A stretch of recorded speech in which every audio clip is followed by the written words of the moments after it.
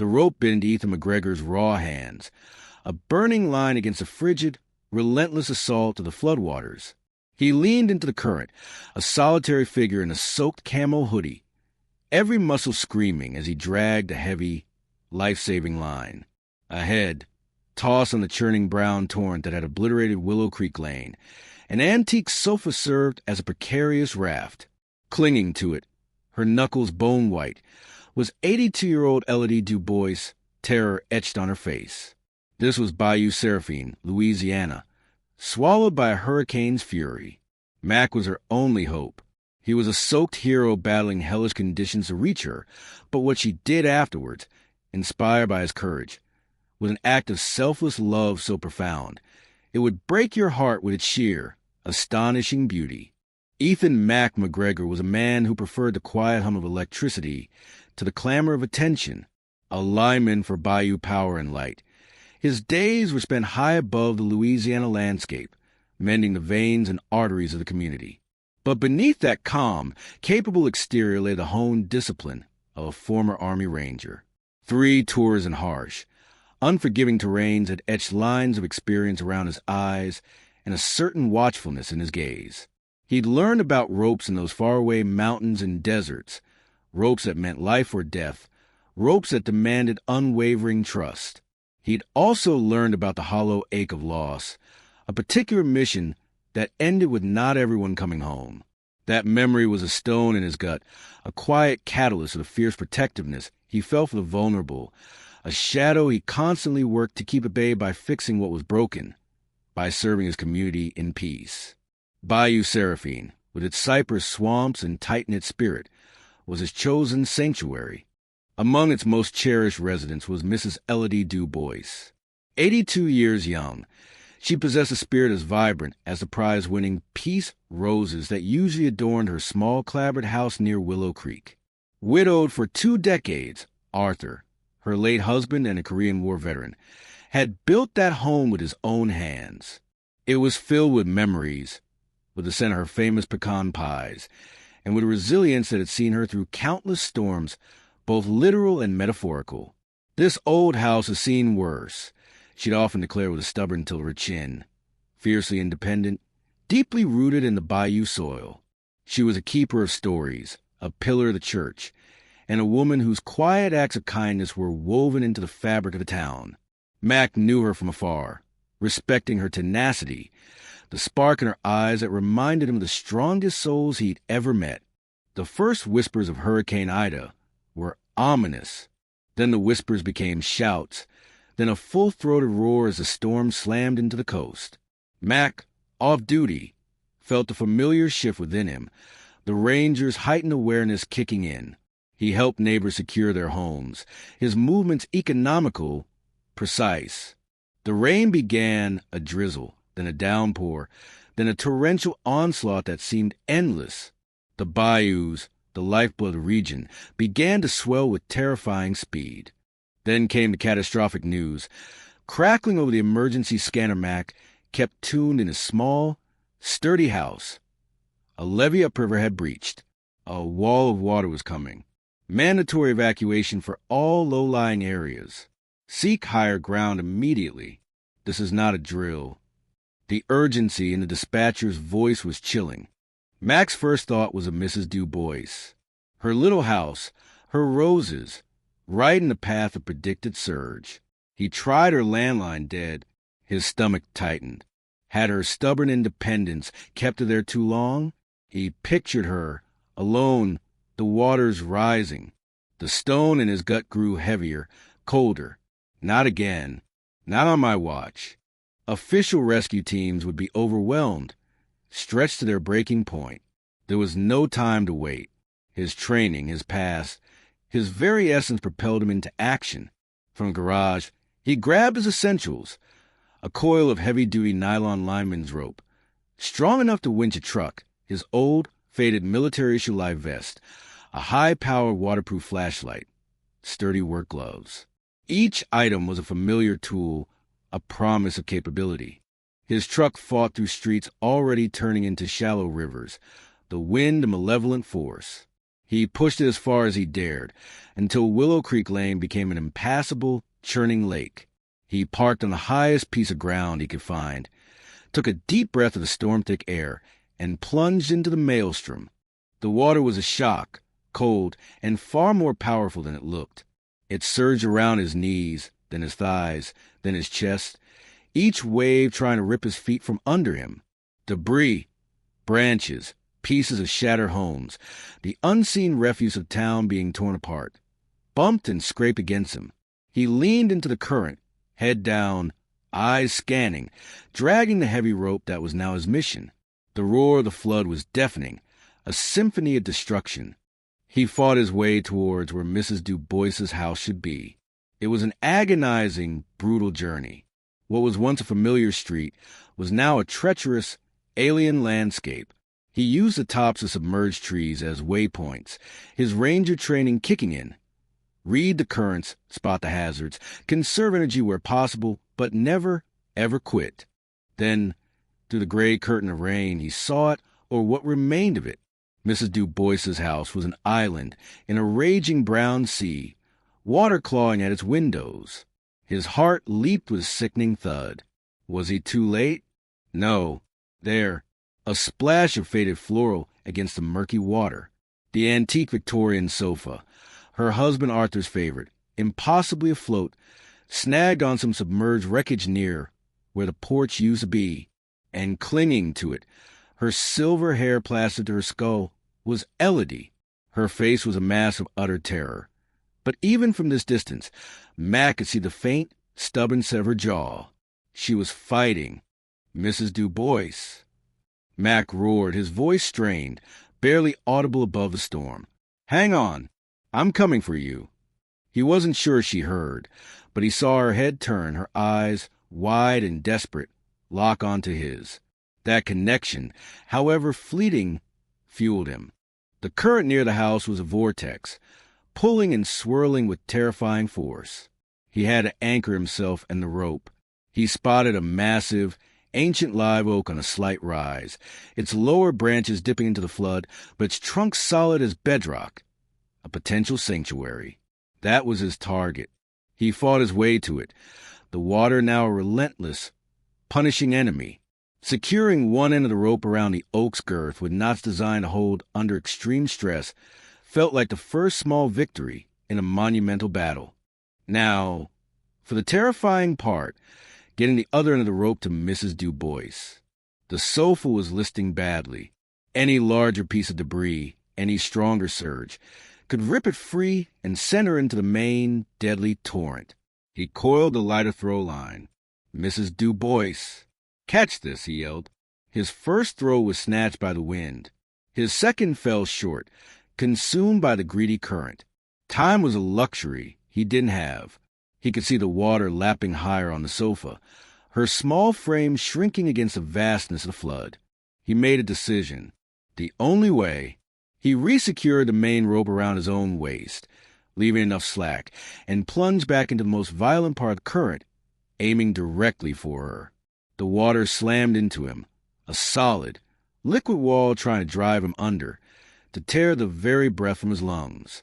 He dug his boots in, leaned hard, the rope a dead weight behind him, each step a monumental effort of will and strength. He saw the faces from that mission years ago, heard the echoes of gunfire and rotors. Not this time. This time, I bring them home. He was 10 feet away. 5. The sofa groaned, a sound with surrendering. He saw raw fear in her eyes, but also a dawning, desperate ember of hope. With a final lung-searing surge, he reached her, his gloved hands clamping onto the sofa's ornate, sodden frame. "I've got you," he gasped, the words torn from him. "Hold tight. We need to secure this rope to the sofa." Her hands, small and trembling with cold and terror, fumbled to help. He worked with grim efficiency, looping the heavy rope around the sturdiest part of the sofa's internal structure he could find, his fingers surprisingly nimble despite the icy water and the thick gloves. He pulled the knots tight, a lifeline forged in chaos. They were tethered now. Elodie, the makeshift raft, and him, all anchored to that distant, life-saving oak. Bracing himself, using a submerged piece of what might have been her fence as a precarious foothold, Mac began to pull. The waterlogged sofa was an impossibly heavy anchor, resisting every ounce of his strength. His muscles screamed, his shoulder, injured in a training accident years ago, throbbed with renewed fire. He wrapped the rope around his torso for leverage, leaning back until his spine felt like it would snap. Inches. They gained mere inches with each agonizing heave. Elodie clung on, her eyes squeezed shut, her face a pale cameo against the storm. The rain was relentless, a cold, stinging veil. The wind howled a dirge. Mac gritted his teeth, his breath rasping. He could feel his energy reserves plummeting. Doubt, cold and insidious, tried to creep in. He fought it back with images of her face, with the iron will of his creed. I will never leave a fallen comrade. Then, a new horror. A massive section of neighbor's collapsed roof, a jagged 10-foot slab of wood and shingles, broke free and came careening towards him, a battering ram powered by the flood's rage. Max saw it out of the corner of his eye. No time to pull the sofa clear. No time to think. Only react. Hold on, he yelled, a primal sound. He twisted his body, instinctively shielding the sofa, placing himself between it and the oncoming debris. He braced, planting his feet, a desperate, human bulwark against the inevitable. The impact was sickening. A sharp, explosive pain shot through his left side and shoulder as the debris slammed into him. He cried out, a strangled grunt, as the blow threw him off balance, threatening to tear the rope from his grasp, to send him spiraling into the torrent. Black spots danced before his eyes. But he held. His body absorbed the worst of it, deflecting the main force. The sofa lurched violently, shipping more water, but the rope, his knots, held firm. Pain was a blinding white fire, but through it burned an even hotter resolve. He wouldn't break. He wouldn't let her go.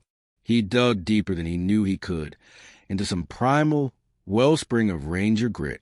With a roar that seemed to rip from his soul, a sound of pure defiance against the storm, against fate, against his own failing strength, he gave one last, monumental series of pulls. His vision tunneled. The world narrowed to the rope, the oak, and Elodie's fragile life. Slowly, agonizingly, the sofa yielded. It scraped free of whatever unseen obstacle had momentarily held it. Inch by agonizing inch, foot by hard-won foot, he dragged it and its precious human cargo out of the main, murderous current and into the relatively calmer, shallower water eddying behind the massive trunk of the ancient oak. They were clear. They were safe.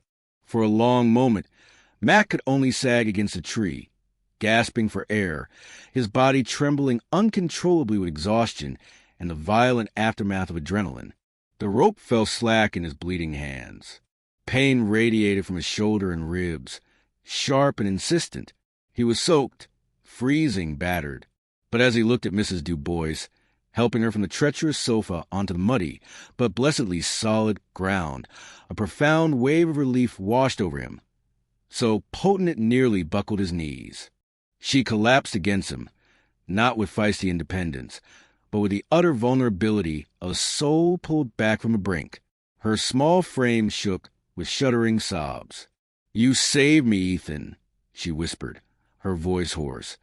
Cleaned his arm as if he were the only solid thing in a world gone mad. "Oh, dear boy, God bless you. You saved my life." Tears streamed down her weathered cheeks, mingling with the relentless rain. Other figures were emerging from the gloom, wading cautiously towards them. Neighbors. John Thibodeau, the shrimper, his face etched with concern and awe. Mrs. Henderson, Elodie's closest friend, her own eyes wet with tears as she rushed to embrace her. A small, shivering circle of humanity formed around them, a pocket of warmth and shared relief in the midst of overwhelming devastation. Someone thrust a thick, dry blanket around Elodie's shoulders. Another offered Mac a steaming thermos. He just nodded, deflecting their praise, his voice raspy when he tried to speak. "She's okay. That's what matters."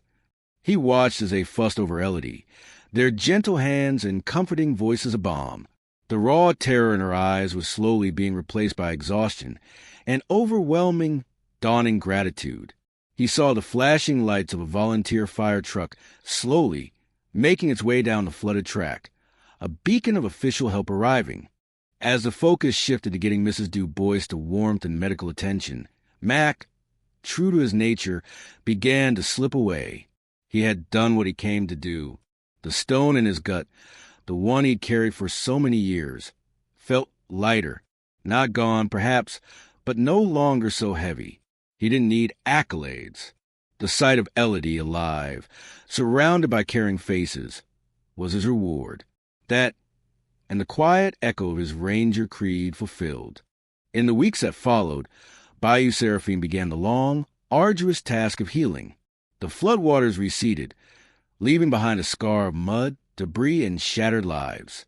Mac, his shoulder and ribs taped, was back at work, restoring power, but also quietly helping the community clean up, his actions speaking louder than any words. Mrs. Dubois's little clapper house was declared a total loss. She went to stay with her niece in Lafayette, heartbroken but, as always, looking forward, not back. Then, about a month after the flood, the Bayou Seraphine Gazette published a story that rippled through the recovering town like a bomb. The headline read, "Elodie's Gift, a Legacy of Hope." The article detailed how Mrs. Elodie Dubois, a woman who had lost nearly everything, her home, her cherished possessions, decades of memories, had taken her modest insurance payout and her entire life savings, not to rebuild for herself, but to establish the Arthur and Elodie Dubois Bayou Seraphine Resilience Fund. Its purpose: to provide immediate aid to other flood victims, especially the elderly and those struggling to get back on their feet, not just from this disaster, but from any that might strike their beloved community in the future. In the accompanying photo, Elodie sat in a simple borrowed chair, a little frielier, perhaps, but with that familiar, indomitable spark in her eyes and a soft smile playing on her lips. "My Arthur always said," she was quoted, "that the measure of a person is what they do for others when they have little themselves. This town, these people, they are my family. My home was made of wood and nails. My true home is in their hearts." Then she added the words that brought tears to the eyes of everyone who read them. "I wouldn't be here to do this if it weren't for the astonishing courage of a young lineman, a true American hero in a soaked camo hoodie, who risked his own life to drag an old woman on a floating couch to safety. He reminded me that even in the darkest storms, the human spirit, filled with courage and sacrifice, can shine brighter than any sun. This fund is my way of honoring his bravery and Arthur's memory by passing on that light." What she did, this quiet, monumental act of selflessness, it broke hearts all across Bayou Seraphine, not with sorrow, but with the breathtaking beauty of such profound generosity. To lose so much, and yet to give so completely, it was a testament to the enduring power of the human heart, to the resilience and compassion that defines the very best of the American spirit. Mac read the article at Dupuis' diner, the paper spread out on the counter next to his cooling coffee. He saw Elodie's picture, her words. A slow warmth spread through his chest, easing old aches, mending unseen fractures within him. He never stepped forward to claim the title of hero. He didn't need to. Her act, inspired by his, was a far greater reward. It was a reminder that courage can be contagious, that one's selfless act can ignite 1,000 points of light. The Arthur and Elodie Dubois Bayou Seraphine Resilience Fund became a cornerstone of the town's recovery, a living monument to love, loss, and the unbreakable bonds of community. And the story of the soaked hero in the camo hoodie and the spirited old woman who turned her own tragedy into a beacon of hope for others became a legend whispered along the bayou, a powerful, inspiring tale of ordinary Americans rising to extraordinary heights, their courage and sacrifice echoing long after floodwaters had gone, a true reflection of the enduring, patriotic heart of a nation built on such strength.